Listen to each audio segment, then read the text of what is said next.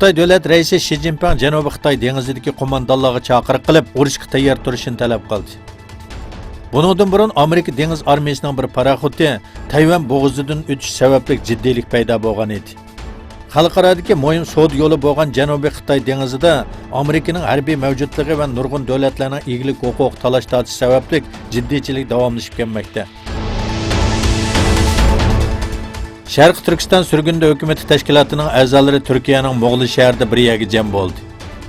Dunyoning har qaysi joylariga 15 davlatdan kelgan vakillar qatnashgan yig'inda G'olam Osmon Yag'ma o'g'li Sharq Turkiston surgunda hukumatining raisligi saylandi. Bu mazkur tashkilotning 8-navbatlik rahbarlik hay'atini saylab chiqish yig'ini bo'lib, yig'inda muhim qarorlar elindi.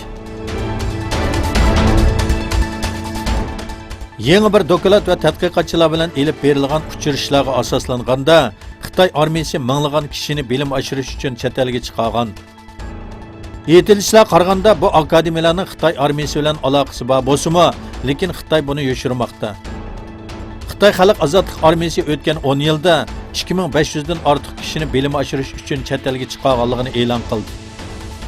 Shuning bilan birga Amerikaning Xitoyga iqtisodiy embargo yurgizishi bilan boshlangan savdo urushida texnik sohasi muhim rol o'ynagan.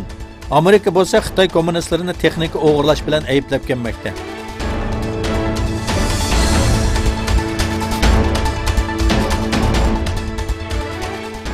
Xitoyda dunyo miqyosida cheklangan va uzun qatlamining buzilishiga sabab bo'ladigan xatarlik bir ximiylik birikmaning qo'llanayotganligi oshkorlandi. Xabarlarga qaraganda Xitoyning sharqiy qismlarida yer sharni quyoshdan keladigan infraqizil nurning ziynidan to'sib qoladigan uzun qatlamini buzg'unchilik uchirtadigan karbon tetra gungurt deb ataladigan bir moddaning keng ko'lamda qo'llanayotganligi ma'lum bo'ldi.